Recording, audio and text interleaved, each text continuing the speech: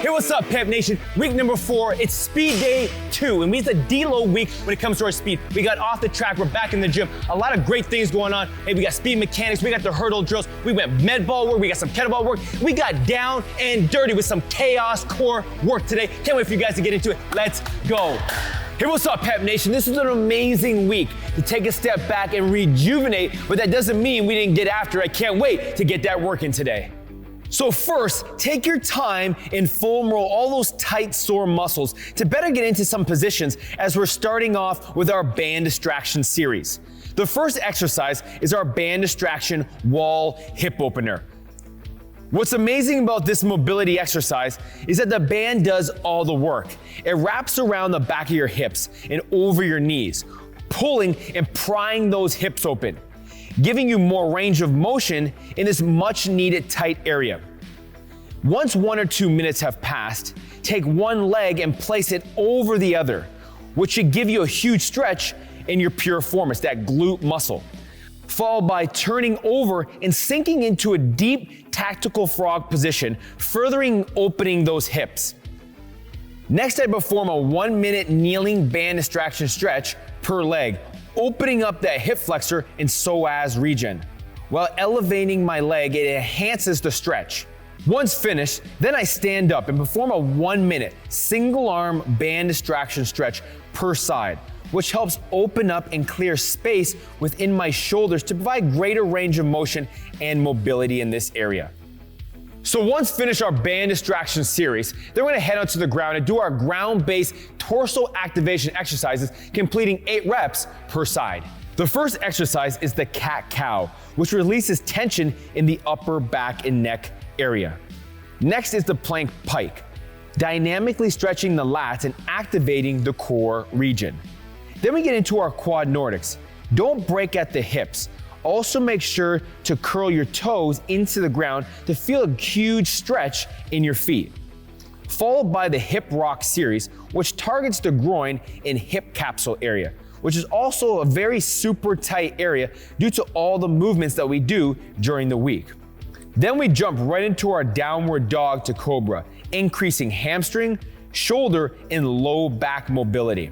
Then we will open up that thoracic spine with some side-lying T-spine rotations. Make sure your eyes and head follow the movement of your hand as you open and close the shoulder. And lastly, before we get up and start moving, we finish off with our side plank reach over, dynamically opening up our hip and lat region. All right, you guys know the drill. We're gonna get up onto our feet now. And we're gonna go right into our skip series, completing each exercise for 20 yards at length. Our first exercise is our forward skip, forward arm circles, which focuses on opening up that chest and shoulder region. Coming back with our backward skip, emphasizing glute activation with each and every step. This was a quick skip series today. So we're gonna go straight into our leg swing series, side to side in forward swings to help increase both hip and hamstring mobility. Then we jump back to the ground to finish our ground mobility activation exercises, performing 8 reps per movement. The first exercise is 3 glute pumps to prone scorpion, which activates the glute and stretches that low back area. Once finished, flip onto your back and perform the iron cross, which opens up the hamstrings and low back as well. Then kick back into your roll back and reach, making sure to alternate sides and reach for your toes. Then we will posture ourselves into our straight leg kicks, focusing on lengthening out those hamstrings, followed by scissor kicks, which target the groin and adductor muscles. Then we will do our fire hydrant leg lift, which targets and activates our glute muscles, followed by forward and backwards hip circles, making sure to not swivel or twist your hips. And lastly, we're gonna be finishing off with our groiners to really open up our hip flexors.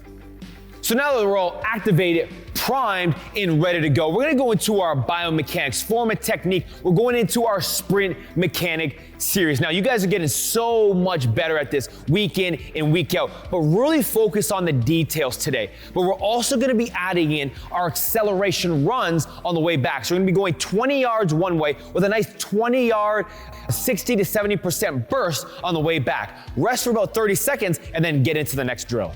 The first drill works on solidifying and mastering the basic fundamentals to sprinting, which is our A walks. Make sure to roll up onto the toes with each and every step while staying long and tall, emphasizing big knee and shoulder action. Next, we're going to do our A skip, working on big arms driving from the shoulder, developing rhythm and timing with each foot strike. Followed by our A doubles, again looking for rhythm, timing, and coordination, but most of all, the ability to maintain correct posture and mechanics throughout the duration of the drill. Then we're going to be working on our alternating triple skips, or also known as thigh switch 1, 2, 3, working on body control and proper posture while making sure to keep that thigh perpendicular to the hip with each and every switch. Then we're going to be doing our backwards run, really focusing on opening up the hip flexors. And lastly, we're going to be finishing with our scissor bounds, making sure to claw the ground back and down underneath us, pulling ourselves forward dynamically using those hamstrings. So we're all done our sprint mechanic drills. We're gonna head over to the hurdles, and we're gonna be doing our hurdle mobility series, followed by my favorite, our plyometric jumps, and some really cool jumps that you guys are gonna get after today. The first drill is our hurdle walkover, making sure to keep an upright posture without breaking at the hips or rounding the back, and coordinating the arms to flow naturally with each and every step over the hurdle. Next is our backwards alternating hurdle walkover, which not only increases mobility, but also develops amazing balance and the awareness abilities to know where you are in space, which is amazing for overall athletic development.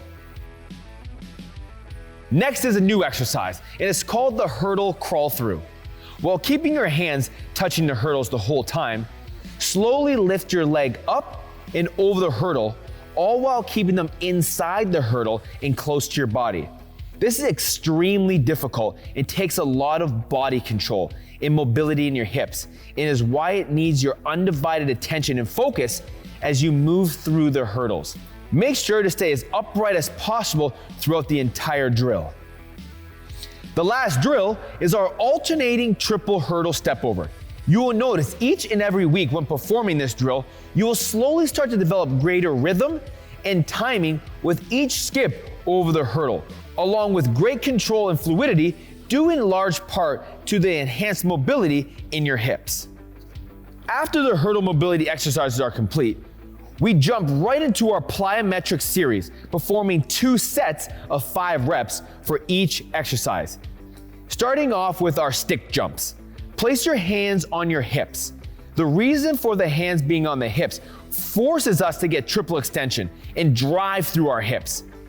Make sure to land with your hips higher than your butt. Also emphasize a soft landing to absorb force.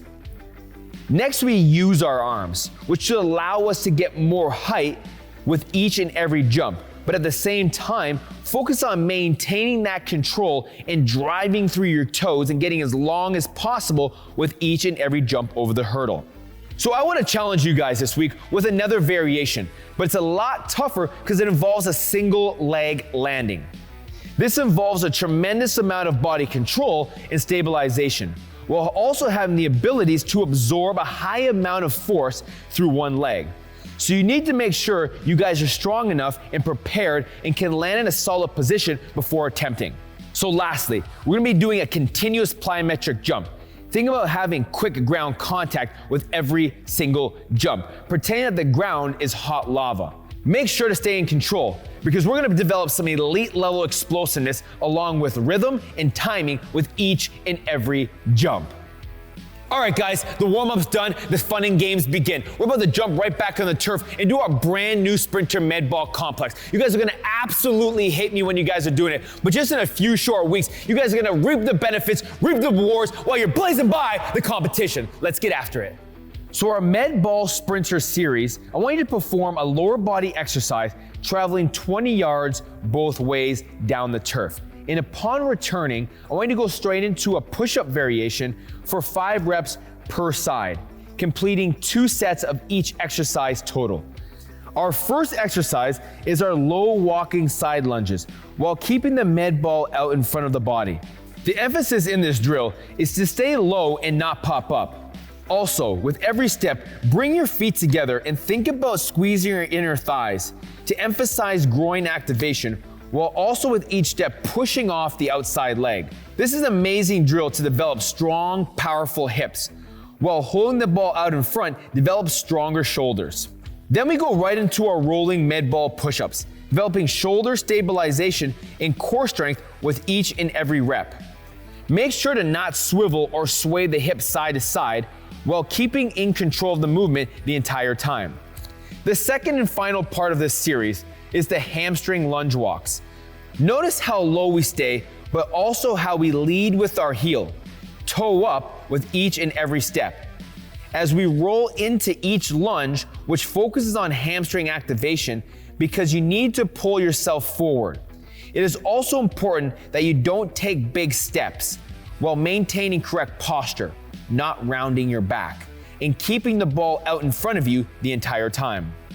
Same thing goes with the walk backwards. Focus on pulling yourself backwards with each and every step by rolling through the feet and staying in a low position, as this will focus on more quad emphasis. Finishing off with our med ball alternating plyometric push-ups. This is a very challenging exercise due to the fact that you need to take your hand off the ball to make the switch, which causes you to develop greater control and stabilization with each and every push-up.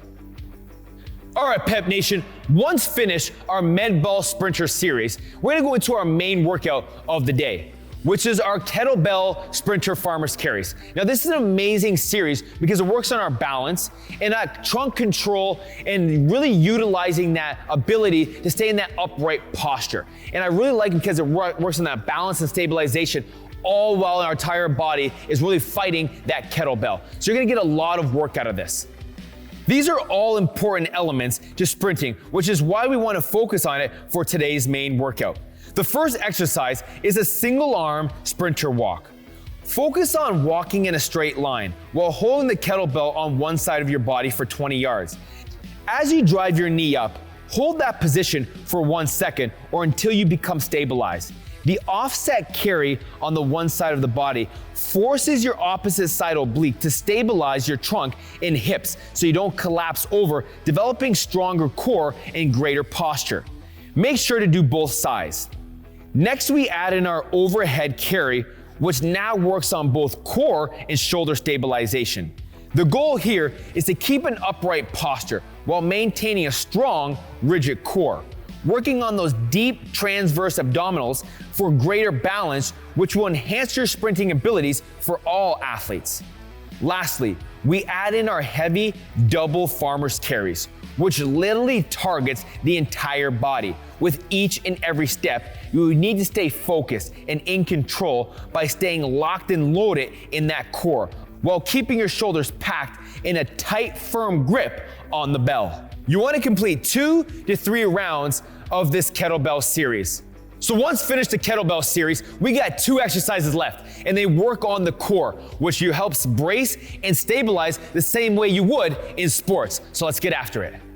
The first core exercise is our split squat pull-off press.